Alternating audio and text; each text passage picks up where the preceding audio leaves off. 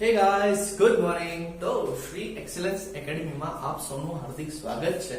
ઠીક છે, બહુ સરસ। અને આઈ હોપ કે તમે બધા ઘરે મજામાં જ હશો અને બહુ જ સારી પ્રિપેરેશન કરી રહ્યા હશો। તો ચલો આજનું એક મસ્ત મજાનું લેક્ચર સ્ટાર્ટ કરીએ। ઠીક છે, આ લેક્ચરમાં હું તમને થોડું એડવાન્સ લેવલ લઈ જઈશ, અમુક કોન્સેપ્ટ ક્લિયર કરાવીશ। ઠીક છે, તો ચલો સમજવાનો ટ્રાય કરીએ। જુઓ, તમે જુઓ કે આગળના લેક્ચરમાં આપણે વાત થઈ કે જે કોષ હોય છે, બરાબર, જે કોષ હોય છે જે સજીવના નિર્માણમાં બહુ અગત્યનો હોય છે। મીન્સ કે સમગ્ર સજીવ દેહનું નિર્માણ એક નાનામાં નાના કોષથી થતું હોય છે। એટલે કોષ શું છે? તો કોષ એ સજીવનો રચનાત્મક અને ક્રિયાત્મક એકમ છે। કેમ? કારણ કે આ કોષો ભેગા મળીને પેશી બનાવશે, એવી જ રીતે પેશીઓ ભેગી મળીને અંગ બનાવે છે, અંગો ભેગા મળીને અંગતંત્ર બનાવે છે, અને અંગતંત્ર ભેગા મળીને લાસ્ટમાં એક સજીવ દેહનું શું કરે છે ભાઈ? નિર્માણ કરે છે। શું? સજીવ દેહનું નિર્માણ કરે છે। તો એટલા માટે આપણે આ કોષને સજીવનો રચનાત્મક અને ક્રિયાત્મક એકમ કહીએ છીએ। હવે કોઈ પણ સજીવ હોય, ચાહે વનસ્પતિ હોય, ચાહે પ્રાણી હોય, ચાહે મનુષ્ય હોય, કોઈ પણ સજીવ હોય, તો એ સજીવના કોષો જ્યારે આ વાતાવરણના સંપર્કમાં આવે અને કોઈ ક્રિયા કરે, એ સજીવ કોઈ ક્રિયા કરે અથવા તો એ સજીવના કોષો આ વાતાવરણના સંપર્કમાં આવે ત્યારે એ તૂટે છે। શું થાય છે? તૂટે છે અને નુકસાન થાય છે। સમજો કે હું બોલિંગ કરું છું, એક બેટ્સમેન છે જે બોલને જોરથી મારા તરફ મારે છે। ઠીક છે, જ્યારે એ બેટથી બોલને જોરથી મારા તરફ મારે છે ત્યારે હું કેચ પકડું છું। કેચ પકડવાના સમયે સમજો કે ધારો કે દડો અહીંયા હાથ ઉપર મારા વાગી જાય તો કેટલી જોરથી મને વાગતો હોય, તો એ દરમિયાન મારા હાથ ઉપર દુખાવો થશે કે નહીં થાય? અથવા તો મારી જગ્યાએ તમે હો તો તમારા હાથ ઉપર અહીંયા દુખાવો થશે કે નહીં થાય? થશે। ઓકે જી, થશે। હવે થાય છે ને, શું થયું કે કોઈ કારણસર એ દડો વાગવાના કારણસર આ ભાગમાં રહેલા કેટલાક કોષો એ મૃત્યુ પામી ગયા, કેટલાક કોષો અધમરા થઈ ગયા, દેશી ભાષામાં કહીએ તો અધમરા થઈ ગયા। ઠીક છે, હવે એવી જ રીતે પર્યાવરણ, આપણું જે શરીર છે એ મુખ્યત્વે આ પર્યાવરણના શું છે ભાઈ? સંપર્કમાં હોય છે। હવે કોઈ કારણસર એવી જ રીતે આપણા શરીરના આ કોષો પણ નુકસાન પામતા હોય છે। ઠીક છે, તૂટતા હોય છે। તો હવે આ જે કોષો પર્યાવરણથી તૂટે છે, પર્યાવરણના કોઈક કારણથી તૂટે છે, અથવા તો આપણી ગતિવિધિઓના લીધે આ કોષો નાશ પામે છે, તો આ કોષો જો લાંબા સમય સુધી આવી રીતે નાશ પામતા રહે તો કોઈ સજીવનું શું થાય? મૃત્યુ થઈ જાય બેટાજી। જો લાંબા સમય સુધી આ કોષો નાશ પામતા જ રહેશે તો જે સજીવ હશે એનું શું થઈ જશે? મૃત્યુ થઈ જશે। એટલા માટે તો આપણે કહીએ છીએ કે કોષ એ સજીવનો રચનાત્મક અને ક્રિયાત્મક એકમ છે, કારણ કે સજીવની જે આખી રચના છે અને જે ક્રિયાઓ સજીવ કરે છે એનો મૂળભૂત આધાર એકમ કોષ છે। હવે આવા ઘણા બધા કોષો લાંબા સમય સુધી નુકસાન પામતા રહેશે, મૃત થતા રહેશે, તો એટ ધ લાસ્ટ ટાઈમ જે સજીવ હશે એ પણ મૃત થઈ જશે ને। તો સજીવ એ મૃત્યુ ન પામે, સજીવનું મૃત્યુ જલ્દી ન થાય, તો એ માટે જે કોષો હોય છે એ બે ક્રિયાઓ કરવી જરૂરી બને છે। એક તો કોષોનું રક્ષણ થવું જરૂરી છે। શું? કોષોનું શું થવું જરૂરી છે બેટાજી? રક્ષણ થવું જરૂરી છે। જોડે સાથે કોષો માટે સમજો, કોષોનું રક્ષણ થવું તો જરૂરી છે, સાથે કોષો જે નુકસાન પામ્યા છે એની સ્થાને નવા કોષો બને એ માટેની ક્રિયાઓ પણ જરૂરી છે। એટલે શોર્ટમાં કહેવા જો તો કોષોનું સમારકામ થવું, શું થવું? સમારકામ થવું જરૂરી છે। ઘરમાં કોઈ જગ્યાએ રસોડું તૂટી જાય કે પ્લેટફોર્મ તૂટી જાય તો આપણે શું કરીએ છીએ? આપણે જે કારીગર હોય એને બોલાવીએ છીએ, એ કાચો માલ કાચી સામગ્રી લઈને આવે છે અને આપણા એ રસોડાના પ્લેટફોર્મને શું કરે છે ભાઈ, એનું સમારકામ કરે છે અને થોડાક સમય બાદ આપણને એવું ને એવું હોય કે નવું પ્લેટફોર્મ તૈયાર કરીને આપે છે રસોડાનું. તો એને શું કર્યું, એને સમારકામ કર્યું કહેવાય, રિનોવેશન કર્યું કહેવાય. એટલે કે જે કોષો નુકસાન પામે છે, ઠીક છે, તો નુકસાન પામેલા જે કોષો હશે એનું રિનોવેશન કરવામાં આવશે, એનું સમારકામ કરવામાં આવશે, એમ કરીને એમને સાજા કરવામાં આવશે. જે કોષો મૃત પામી ગયા છે તો એમનો સ્થાન નવા કોષો લેશે. અને નવા કોષો કઈ રીતે લેશે, તો આપણે આગળના લેક્ચરમાં વાત થઈ ગઈ કે કોષ છે એ ક્રિયા કરે છે જેનું નામ છે કોષ વિભાજન. તો જે જૂના કોષો હોય છે, પૂર્વ અસ્તિત્વ ધરાવતા કોષો હોય છે, એ આ કોષ વિભાજનની ક્રિયાને પરિણામે બે નવા બાળકોષો ઉત્પન્ન કરશે. આ બે નવા બાળકોષો પાછું પોષણ ગ્રહણ કરીને પાછા વૃદ્ધિ પામીને કોષ વિભાજનની પ્રક્રિયા કરી અને પાછા નવા 4 કોષો બનાવી દેશે. આમ 2 ના 4, 4 ના 8, 8 ના 16 ના 32 એવા અસંખ્ય કોષો બનતા જ રહેશે. તો સમારકામ માટે કોષ વિભાજનની પ્રક્રિયા પણ બહુ જ અગત્યની બની જાય છે. કોષ વિભાજનની ક્રિયા જે હોય છે બહુ જ અગત્યની બની જાય છે. ઓકે, તો રક્ષણ માટે તમારું શરીર આખું કોષોનું બનેલું છે. તો તમારે તમારા શરીરનું રક્ષણ કરવું હોય તો એમાં રોગ પ્રતિકારક તંત્રની હાજરી જોવા મળે છે. તમને શું રોગ પ્રતિકારક તંત્રની શું જોવા મળે છે, તમને હાજરી જોવા મળી જાય છે. આ રોગ પ્રતિકારક તંત્ર એ તમારા રોગો સામે લડવા માટે તમને તૈયાર કરે છે. ઠીક છે, ઓકે, તો આટલી વસ્તુ પહેલા ખબર પડે છે. બહુ સરસ યાર. ઓકે, હવે આપણે આજના એક ક્વેશ્ચન ઉપર જઈએ જે બહુ ઇમ્પોર્ટન્ટ છે, જે બહુ અગત્યનો છે અને બહુ જ ઇમ્પોર્ટન્ટ છે. એવા ક્વેશ્ચન ઉપર આજે આપણે જઈએ. તો જુઓ જરા, સમજવાનો પ્રયત્ન કરજો. ઓકે બેટાજી, હવે ધ્યાન અહીંયા રાખો. ક્વેશ્ચન એવો પૂછાય છે કે જૈવિક ક્રિયાઓ એટલે શું, સમજાવો. તો ચલો સમજાવી દે. ધ્યાન અહીંયા રાખો. જુઓ, થાય છે શું કે સજીવ હોય, બરાબર, જેટલા પણ સજીવો છે એ સજીવોને જો જીવંત રહેવું હોય, એ સજીવોને શું જીવંત રહેવું હોય, તો જીવંત રહેવા માટે એ સજીવોને કેટલાક મૂળભૂત કાર્યો કરવા પડે છે. શું કરવા પડે છે બેટાજી? કેટલાક મૂળભૂત કાર્યો કરવા પડે છે અથવા કેટલીક મૂળભૂત ક્રિયાઓ કરવી પડે છે. શું બેટા, ફરીથી હું રિપીટ કરું છું કે સજીવને જો જીવંત રહેવું હોય તો એ સજીવને જીવંત રહેવા માટે કેટલાક મૂળભૂત કાર્યો કરવા પડે છે, કેટલીક મૂળભૂત ક્રિયાઓ કરવી પડે છે. કેમ કરવી પડે છે? કારણ કે સજીવની જાળવણી કરવાની છે. કેમ કરવી પડે છે આ ક્રિયાઓ? કારણ કે આપણા જે સજીવ શરીર છે, જે સજીવનું શરીર છે, એ શરીરની જાળવણી થવી જરૂરી છે. શું થવી જરૂરી છે બેટાજી? જાળવણી થવી જરૂરી છે. જાળવણીના મેં તમને આગળ બે મુદ્દા સમજાવી દીધા છે કે એક તો સજીવ શરીરનું રક્ષણ થવું જરૂરી છે અને એક સજીવ શરીરમાં રહેલા કોષોનું સમારકામ થવું જરૂરી છે. ઓકે, તો રક્ષણ અને સમારકામથી સજીવ શરીરની શું થશે? જાળવણી થશે. ઓકે જી, તો એ બદલ અહીંયા મેં વસ્તુ લખી કે સજીવને જીવંત રહેવા માટે કેટલાક મૂળભૂત કાર્યો કરવા પડે છે, કેટલીક મૂળભૂત ક્રિયાઓ કરવી પડે છે. અને બેટાજી, સજીવ જે મૂળભૂત કાર્યો અને ક્રિયાઓ કરે છે ને એને જ તો આપણે કહીએ છીએ જૈવિક પ્રક્રિયાઓ. તો જે કરવામાં આવતા મૂળભૂત ક્રિયાઓ અને કાર્યોને કહેવામાં આવે છે જૈવિક ક્રિયાઓ.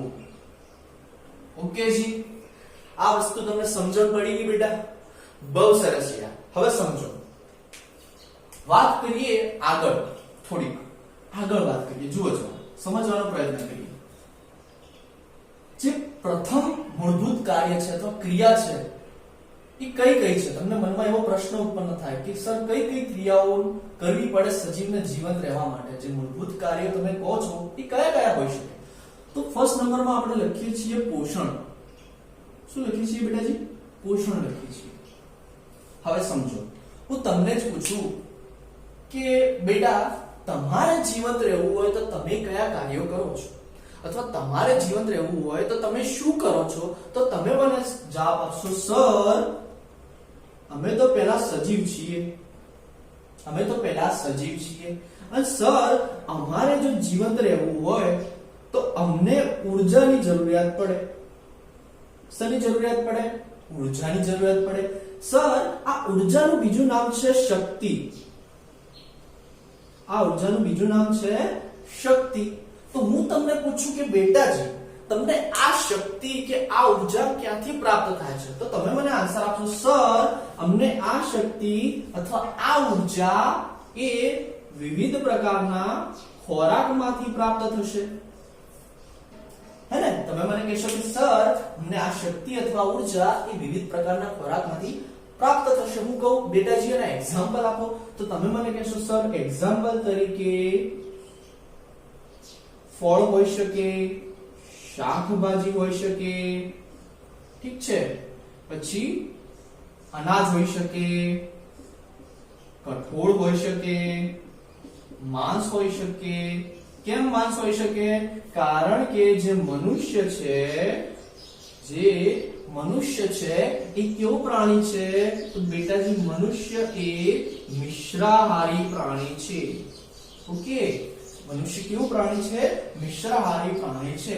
તો આ તમે મને એક સરસ મજાનો સુંદર આન્સર આપ્યો કે સર જો સજીવ હોય એને જીવંત રહેવું હોય તો એને ઊર્જા કે શક્તિની જરૂરિયાત પડે છે અને આ શક્તિ એને ખોરાકમાંથી મળે છે. તો બેટા હવે આ જે ખોરાક છે એ આપણે જાતે ઉત્પન્ન કરી શકીએ છીએ? આપણે જાતે ઉત્પન્ન કરી શકીએ છીએ? તો તમે મને કહેશો ના સર આપણે ખોરાક જાતે ઉત્પન્ન કરી શકતા નથી. એ ક્ષમતા એ કળા ભગવાને વનસ્પતિમાં જ આપેલી છે. તો બેટા આપણે શું કરીએ છીએ કે જે લીલી વનસ્પતિ હોય છે, સમજી લો કે આ તમારા સૂરજ દાદા છે, આ તમારા શું છે બેટા? સૂરજ દાદા છે. અને સમજો આ તમારી વનસ્પતિ છે. આ એનું મૂળ તંત્ર દર્શાવ્યું છે, આ એનું પ્રરોહ તંત્ર છે. ચલો આ એનું પુષ્પ ખીલી ઉઠ્યું છે સવાર સવારમાં અને આ એના કોણ છે? શું છે? આ એના કોણ છે. હવે આ સૂર્યમાંથી સૂર્યપ્રકાશ એ આ પર્ણો ઉપર પડે છે. હવે પર્ણોમાં બેટા શું આવેલું હોય છે? તો પર્ણોમાં એક કોષ આવેલો હોય છે. કારણ કે વનસ્પતિ એ સજીવ છે અને કોઈ પણ સજીવનો રચનાત્મક અને ક્રિયાત્મક એકમ શું છે? કોષ છે. ક્લિયર છો? હવે સમજો થાય છે શું કે આ જે કોષ હોય છે એ કોષમાં સમજી લો કે આ તમારું કોષ કેન્દ્ર છે. એના સિવાય પણ ઘણી બધી અંગિકાઓ, કોષાંગિકાઓ તમને આ કોષમાં જોવા મળી જશે. પરંતુ હું અહીંયા બેટાજી વાત કરીશ એક સ્પેશિયલ અંગિકાનું જેનું નામ છે હરિતકણ. શું નામ છે જેનું? હરિતકણ. આ હરિતકણમાં તમને સિક્કાની થપ્પીઓ જેવી રચના જોવા મળી જશે. શું? સિક્કાની થપ્પીઓ જેવી એક આખી રચના જોવા મળી જશે. ઠીક છે? તો એ સિક્કાવાળી રચના તમે કહો છો થાઇલેકોઇડ, એ ભેગા મળીને એક ગ્રેનમ બનાવે છે, બરાબર? અને આ ગ્રેનમ બધા ભેગા મળી વચ્ચે એકબીજાથી આંતર ગ્રેનમ પટલ દ્વારા જોડાય છે. ઠીક છે? આ વસ્તુ તમે આગળ શીખી ગયા છો. તો આ હરિતકણ જે હશે બેટા એ આ સૂર્યમાંથી પ્રકાશને ગ્રહણ કરશે. ઓકે, હવે હરિતકણમાં શું આવેલું હોય છે? તો હરિતકણમાં હરિત દ્રવ્ય આવેલું હોય છે. હરિતદ્રવ્ય શું કરે છે બેટાજી? તો આ હરિતદ્રવ્ય જે છે એ સૂર્ય શક્તિનું, સમજો, સૂર્ય શક્તિનું રાસાયણિક શક્તિમાં શું કરે છે બેટા? રૂપાંતરણ કરે છે. સમજો આ જે હરિતદ્રવ્ય હોય છે જેને તમે એક બીજા નામથી પણ ઓળખો છો, ક્લોરોફિલ. શું કહો છો બેટા તમે એને? ક્લોરોફિલ કહો છો. અને આ જે હરિતકણ છે એ રચનાને તમે ક્લોરોપ્લાસ્ટ કહો છો ઇંગ્લિશમાં, અને ગુજરાતીમાં કહો છો હરિત કણ. હવે સમજો કે આ જે હરિતદ્રવ્ય હોય છે, ઠીક છે, એટલે કે મીન્સ કે તમારું જે પર્ણ હશે બેટાજી એ પર્ણ વાતાવરણમાંથી કાર્બન ડાયોક્સાઇડને એબ્સોર્બ કરશે, જમીનમાંથી મૂળ દ્વારા એ પાણીને એબ્સોર્બ કરશે. ઠીક છે? અને સૂર્યના પ્રકાશને એબ્સોર્બ આ હરિતદ્રવ્ય કરશે. અને આ બધું મટીરીયલ જ્યારે એને મળી જશે ત્યારે એ આ સૂર્ય શક્તિનો યુઝ કરી એને રાસાયણિક શક્તિમાં બેટા કન્વર્ટ કરી દેશે. એટલે કે એટ લાસ્ટ રાસાયણિક શક્તિમાં એ શું બનાવશે? તમારો ખોરાક બનાવશે.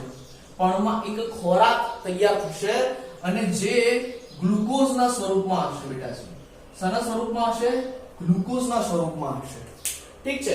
તો વનસ્પતિ જોડે તો આ કળા છે કે એ પોતાનો ખોરાક તૈયાર કરી શકે, પરંતુ મનુષ્ય અથવા પ્રાણીઓની વાત કરીએ તો એમાં આ કળાનો અભાવ હોય છે બેટા. એમાં આ કળા આપણે જોઈ શકતા નથી. એટલે કે આપણે વનસ્પતિઓ પર આધાર રાખવો પડે છે, હે ને? આપણે વનસ્પતિઓ પર શું રાખવો પડે છે? આધાર રાખવો પડે છે. આપણે એમના ઉપર ડિપેન્ડેન્ટ છીએ. જો એ ખોરાક બનાવશે તો આપણને મળશે. ઠીક છે. ચલો અહીંયા પાછા આવી જાઓ. વાત અહીંયા એ થતી હતી કે કોઈ પણ સજીવને જો જીવંત રહેવું હોય તેને ઉર્જાની જરૂર પડે છે, અને એ ઉર્જા ખોરાક દ્વારા મળે છે. હવે આ જેટલા પણ ખોરાક રહ્યા એ તમારા શરીરમાં તો બનવાના નથી. બની ક્યાં રહ્યા છે? શરીરની બહાર બની રહ્યા છે. એનો મીનિંગ શું છે બેટાજી? કે જેટલો બી ખોરાક છે એ ક્યાં રહેલો છે? તમારા શરીરના બહાર. તો આ બહાર રહેલા ઉર્જાના સ્ત્રોતને સમજો. આ બહાર રહેલા ઉર્જાના સ્ત્રોતને, આ બહાર જે તમારો ઉર્જાનો સ્ત્રોત છે ખોરાક સ્વરૂપે, આ બહાર રહેલા ઉર્જાના સ્ત્રોતને સજીવ શરીરની અંદર દાખલ કરવાની પ્રક્રિયા, સજીવ શરીરની અંદર દાખલ કરવાની ક્રિયા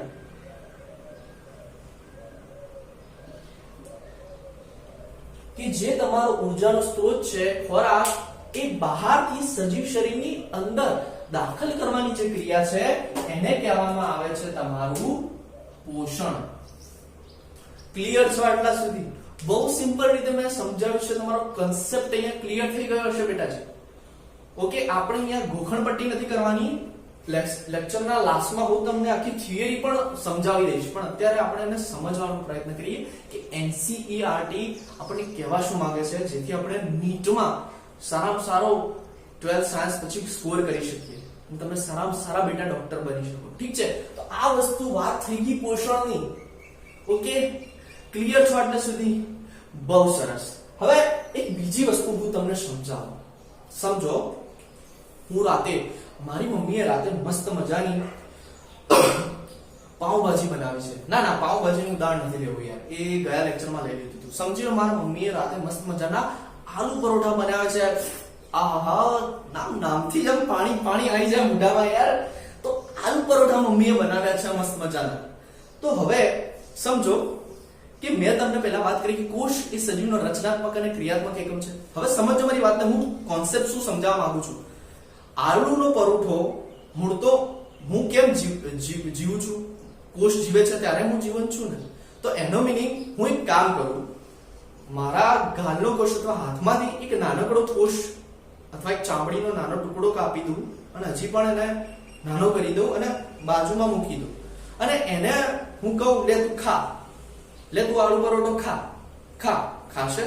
અથવા આ ભાગ છે, આ બધું મારું શરીર જે છે કોષનું બનેલું છે ને, તો આ પણ કોષ જ છે. તો હું એને ખવડાવવાનો પ્રયત્ન કરું, લે ખા, લે આલુ પરોઠો ખાજે ભાઈ, ખા. ખાય છે? નહીં ખાય આલુ પરોઠો. ઠીક છે.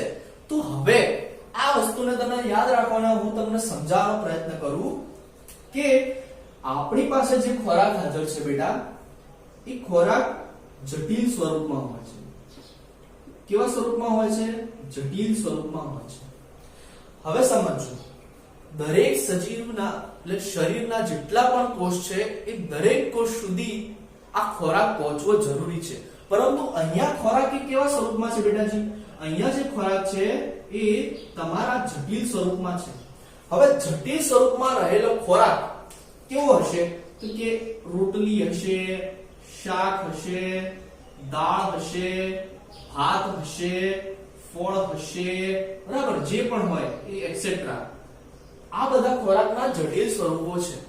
હવે જ્યારે તમે ખોરાક ગ્રહણ કરશો ત્યારે એ જટિલ સ્વરૂપવાળા ખોરાકનું શું થશે બેટાજી? તો એ જટિલ વાળા ખોરાકનું જે સ્વરૂપ હશે એનું થશે પહેલું તો પાચન. અને પાચન કરીને આ જટિલ ખોરાકના સ્વરૂપને શોષી શકાય. શું બેટા? શોષી શકાય તેવા સરળ સ્વરૂપમાં રૂપાંતરિત કરવામાં આવે છે. સરળ સ્વરૂપમાં શું કરવામાં આવે છે બેટાજી? રૂપાંતરિત કરવામાં આવે છે. સમજો કે તમારું જટિલ જે ખોરાકનું સ્વરૂપ છે એ જ્યારે તમે ગ્રહણ કરશો ત્યારે યોગ્ય ઉત્સેચકો વડે એનું પાચન થશે. એ પાચનના વિવિધ તબક્કાઓમાંથી પસાર થશે અને લાસ્ટમાં એ જે જટિલ ખોરાક હશે એને સરળ સ્વરૂપવાળા ખોરાકના સ્વરૂપમાં ફેરવવામાં આવશે. કેમ સરળ સ્વરૂપમાં ફેરવ્યું? કારણ કે સમજી લો કે આ એક કોષ છે, આ એક કોષ છે તમારા શરીરનો એક નાનામાં નાનો. તમને એક વસ્તુ વિચારો, એક વસ્તુ ઇમેજિનેશન કરો બેટાજી કે તમારો કોષ કેટલો નાનો છે. એને જોવા માટે તમારે સૂક્ષ્મ દર્શક યંત્રની જરૂર પડે છે. હવે સમજો જો એ કોષ, આવા કોષોને તમારે ખોરાક પહોંચાડવો હોય તો એ ખોરાકનું તમારે કેટલું નાના નાના કણોમાં, કેટલા નાના નાના સ્વરૂપમાં એને રૂપાંતરિત કરવું પડે. સમજી રહ્યા છો મારી વાતને? કોષ તમારો આટલો છે, સમજી લો, ધારો કે આ ઝૂમ કરીને મેં બતાડે છે, ઝૂમ કરે છે માઇક્રોસ્કોપમાં, આટલો છે. તો તમારો ખોરાકનો પાર્ટિકલ નું જે કદ હોવું જોઈએ એ હંમેશા કોષથી કેવું હોવું જોઈએ? નાનું હોવું જોઈએ. કેવું હોવું જોઈએ બેટાજી? એકદમ નાનું હોવું જોઈએ. પ્લસ કેવું હોવું જોઈએ કે કોષ દ્વારા સરળતાથી એને શોષી શકાય, કોષ દ્વારા સરળતાથી એને એબ્સોર્બ કરી શકાય, શોષી શકાય એવું હોવું જોઈએ. ક્લિયર છે? એટલા માટે મેં અહીંયા લખ્યું છે કે જટિલ જે ખોરાક છે એનું જ્યારે પાચન થાય ત્યારે શોષી શકાય તેવા સરળ સ્વરૂપમાં તેને રૂપાંતરિત કરવામાં આવે છે. અને એ સરળ સ્વરૂપ જ્યારે કોષ દ્વારા ગ્રહણ કરવામાં આવશે તો એ ક્રિયાને કહેવામાં આવશે તમારું પોષણ. તો આ બે વ્યાખ્યા બેટા મેં તમને કોન્સેપ્ટ દ્વારા સમજાવવાનો પ્રયત્ન કર્યો છે. આઈ હોપ કે તમને આટલા સુધી તકલીફ નહીં જ પડી. ઠીક છે? ઓકે જી, બહુ સરસ. હવે બીજી વસ્તુ પર આગળ વધીએ. ચલો બેટા, બીજી વસ્તુ પર આગળ વધીએ આપણે. જુઓ, એક વસ્તુ આપણે પોષણ સમજી ગયા. ઠીક છે? ક્લિયર છો પોષણમાં તમે? હવે પોષણ તમે સમજી ગયા છો તો હવે આપણે સમજવાનો પ્રયત્ન કરશું આગળની જે આપણી અગત્યની જૈવિક ક્રિયા છે જેનું નામ છે શ્વસન. શું નામ છે? શ્વસન. ઓકે, હવે ચલો શ્વસનને સમજવાનો પ્રયત્ન કરીએ. બીજી જે જૈવિક ક્રિયા છે એ છે શ્વસન, રેસ્પિરેશન. હવે શ્વસન એટલે શું? તમે એવું માનતા હશો કે સર શ્વાસ લેવો, શ્વાસ છોડવો એટલે આ થઈ ગઈ શ્વસનની ક્રિયા. તો ના બેટા, એ વસ્તુ ખોટી છે. એને કહેવામાં આવે છે શ્વાસોશ્વાસની ક્રિયા. એને શું કહેવાય છે? શ્વાસોશ્વાસની ક્રિયા. શ્વસન એક અલગ પ્રક્રિયા છે. શ્વસનની ક્રિયામાં શું થાય છે? સમજો કે તમારો જે જટિલ ખોરાક હોય છે, તમારો જે જટિલ ખોરાક હોય છે બેટાજી, એ જટિલ ખોરાકને પહેલા તો સરળ સ્વરૂપમાં તમે સરળ સ્વરૂપમાં શું કર્યું? કન્વર્ટ કરી દીધું, એનું રૂપાંતરણ કરી દીધું સરળ ખોરાકમાં, સરળ સ્વરૂપવાળા ખોરાકમાં. હવે આ સરળ સ્વરૂપવાળા ખોરાકનું જો તમારે કોષો સુધી પહોંચાડવો હોય, આ સરળ સ્વરૂપના ખોરાકને તમારે કોષો સુધી પહોંચાડવો હોય તો તમારે ઓક્સિજનની જરૂરત પડે છે. તમારા શરીરમાં અમુક ચયાપચય ક્રિયાઓ થાય છે, અમુક જૈવ રાસાયણિક ક્રિયાઓ થાય છે જેને સંયુક્ત રીતે કહેવામાં આવે છે ચયાપચય. ચયાપચય. અને એ ક્રિયાઓમાં મુખ્યત્વે આગળ જતા સમાવેશ થતો હોય છે ઓક્સિડેશન, ઓક્સિડેશન અને રિડક્શન. શું બેટાજી? ઓક્સિડેશન અને રિડક્શન જેવી પ્રક્રિયાઓનો સમાવેશ આ થવો જોઈએ. સમજી લો કે તમારો એક સરળ ખોરાકનો કણ, એક મોટો, સમજી લો એક તમે ખોરાક ખાધો અને એમાંથી એક સરળ સ્વરૂપે ખોરાકનું બની ગયું તમારું ગ્લુકોઝ. ઠીક છે? તો આ ગ્લુકોઝનું શું થવું જોઈએ બેટાજી? આ ગ્લુકોઝનું થવું જોઈએ ઓક્સિડેશન. શું થવું જોઈએ બેટા? આ ગ્લુકોઝનું થવું જોઈએ ઓક્સિડેશન. હવે પ્રશ્ન ઉભો થાય કે સરજી આ ઓક્સિડેશન એટલે શું? તો ઓક્સિજન ઉમેરાવાની ક્રિયા, ઓક્સિજન ઉમેરાવાની ક્રિયા. આમાં વધુના વધુ ચારે બાજુથી શું એડ થશે બેટા? તો તમે મને કહેશો સર વધુમાં વધુ ચારે બાજુથી અહીંયા ઓક્સિજન એડ થશે. શું એડ થશે? ઓક્સિજન એડ થશે. ઓકે, જેટલો વધારેમાં વધારે ઓક્સિજન આ ગ્લુકોઝના અણુને મળી રહેશે એટલું વધારે એનું ઓક્સિડેશન થશે. પરિણામે CO2 ઉત્પન્ન થશે, જોડે જોડે પાણીનું અણુ ઉત્પન્ન થશે અને એટ લાસ્ટ સૌથી છેલ્લે તમને ભરપૂર પ્રમાણમાં ઉર્જાની પ્રાપ્તિ થશે. શેની પ્રાપ્તિ થશે બેટાજી? ભરપૂર પ્રમાણમાં ઉર્જાની પ્રાપ્તિ થશે. હવે આ ક્રિયા ક્યાં થાય છે? તો બેટાજી આ ક્રિયા થાય છે તમારા કોષમાં. કોષમાં. આ ક્રિયા ક્યાં થાય છે? તમારા કોષમાં. તો જે ક્રિયા દ્વારા પોષક દ્રવ્યમાંથી ઓક્સિજનની હાજરીમાં ઉર્જા મુક્ત થાય છે, જે ક્રિયા દ્વારા સમજો, જે ક્રિયા દ્વારા જે ઓક્સિજન હોય છે એ તમારા કોષમાં પહોંચી જાય છે અને તમારા પોષક દ્રવ્યનું આ શું થઈ ગયું? તમારું પોષક દ્રવ્ય. તો આ પોષક દ્રવ્યનું વિઘટન કરીને શું મુક્ત કરે છે બેટા? ઉર્જા મુક્ત કરે છે. એનું વિઘટન કરીને, ઠીક છે, એનું ઓક્સિડેશન કરી અથવા એનું વિઘટન કરીને શું મુક્ત કરે છે? ઉર્જા મુક્ત કરે છે. તો એ ક્રિયાને કહેવામાં આવે છે તમારું શ્વસન. અને આ શ્વસનની ક્રિયા ક્યાં થઈ રહી છે? તો જે તમારો કોષ છે આ ક્રિયા તમારી કોષમાં થતી હોય, આ ક્રિયા જો તમારી કોષમાં થતી હોય, આ શ્વસનની ક્રિયા જો કોષમાં થતી હોય તો એને કહેવામાં આવે છે કોષીય શ્વસન. એને શું કહેવામાં આવે છે? કોષીય શ્વસન. ઠીક છે, ક્લિયર છો આટલા સુધી? તો આ વસ્તુ થઈ ગઈ તમારા શ્વસનની. ઓકે, હવે થર્ડ પોઈન્ટ ઉપર આગળ વધવાનો પ્રયત્ન કરીએ. જુઓ જરા, હવે તમે જે પણ ઘટક કણો બનાવ્યા ખોરાકના, ઠીક છે, જે પણ વસ્તુઓ તમે બનાવી, ગ્લુકોઝ બનાવ્યો, એમિનો એસિડ બનાવ્યું, એટલે મીન્સ કે પ્રોટીન બનાવ્યું, જે પણ તમે જરૂરી દ્રવ્યો બનાવ્યા ખોરાક માટેના, એ દરેક પોષક દ્રવ્યોને તમારે શરીરના દરેક કોષો સુધી પહોંચાડવા પડશે. તો હવે તમારે શરીરના દરેક કોષો સુધી પહોંચાડવા હોય તો તમે કેવી રીતે પહોંચાડી શકો? એ માટે એક વહન તંત્ર હોવું જરૂરી છે. તો ત્રીજી પ્રક્રિયા તમારી થઈ જશે વહન. શું થઈ જશે બેટાજી? વહન થઈ જશે. હવે સમજો, એક વસ્તુ હું તમને અહીંયા પહેલા સમજાવવાનો પ્રયત્ન કરું. જેટલા પણ એક કોષીય સજીવો છે, સમજો, જેટલા પણ એક કોષીય સજીવો છે, કેવા સજીવો છે બેટાજી? એક કોષીય સજીવો. આ એક કોષીય સજીવનો જે મેં તમને આ કોષ અહીંયા ડ્રો કરીને બતાવ્યો, એ સીધો જ વાતાવરણના સંપર્કમાં હશે. સીધો જ વાતાવરણના શું હશે બેટાજી?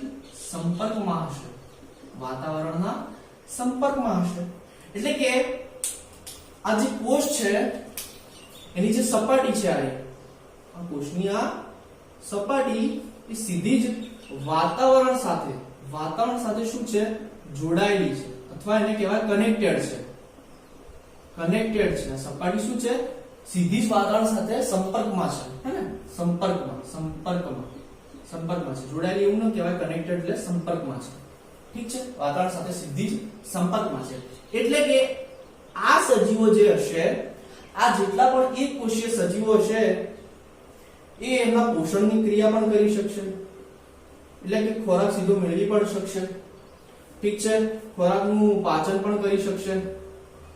ઠીક છે, હવે એ ખોરાકનું ઉત્સર્જન પણ કરી શકશે.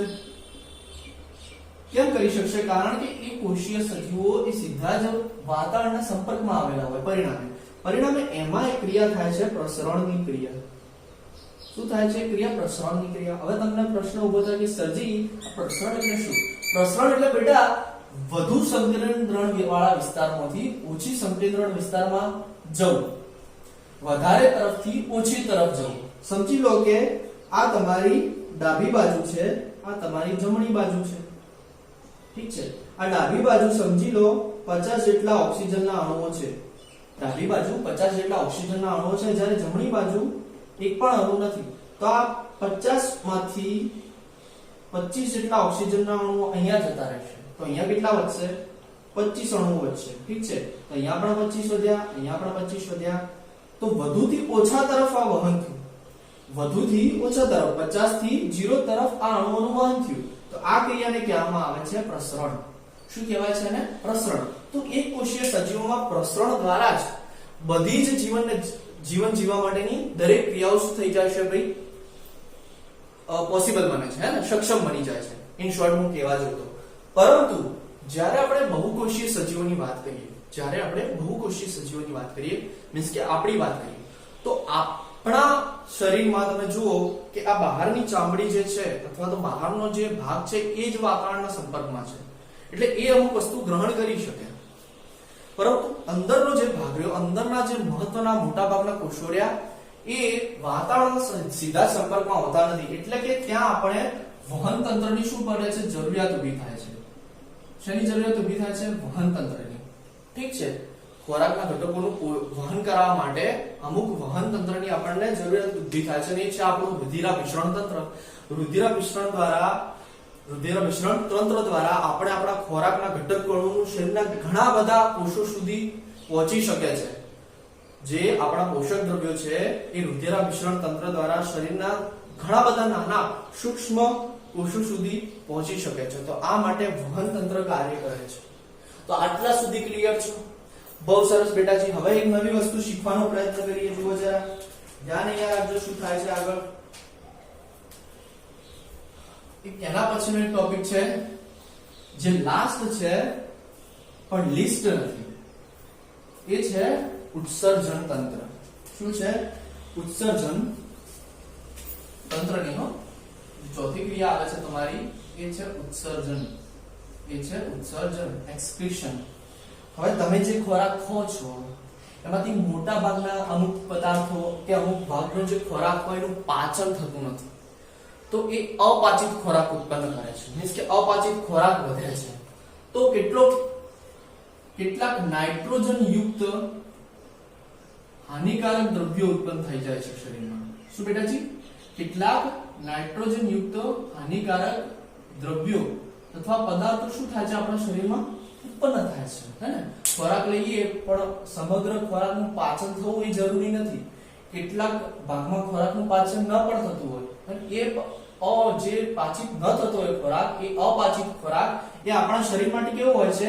હાનિકારક હોય છે. આપણા શરીર માટે કેવો હોય છે? હાનિકારક હોય છે. તો સમયાંતરે એ ખોરાકનું અથવા એ પદાર્થનું આપણા શરીરમાંથી નિકાલ કરવો બહુ મહત્વનું બની જાય છે. તો એ હાનિકારક નાઇટ્રોજનયુક્ત પદાર્થ અથવા ખોરાક અથવા દ્રવ્યોના નિકાલ કરવાની જે પ્રક્રિયા છે એને કહેવામાં આવે છે ઉત્સર્જન. ઠીક છે? જે નિકાલ કરવાની જે પ્રક્રિયા છે એને કહેવામાં આવે છે બેટાજી ઉત્સર્જન. તો આ તમારી મહત્વની જૈવિક ક્રિયાઓ થઈ ગઈ છે. હવે હું આના પછીનું જે લેક્ચર હશે એમાં તમને થિયરિટિકલ નોલેજ પણ આપી દઈશ, થિયરી પણ તમને સમજાવીશ. ઠીક છે? તો આઈ હોપ કે વિડિયો થોડો લાંબો થઈ ગયો હશે પણ તમે શાંતિથી એને જોવાનો પ્રયત્ન કરશો તો તમને આવડી જશે. ઠીક છે? વિડિયો ગમ્યો હોય તો એને લાઈક કરો, આપણા વિડિયોને વધુમાં વધુ શેર કરો, ચેનલને સબસ્ક્રાઇબ કરો. ઠીક છે? અને બરોબર રીતે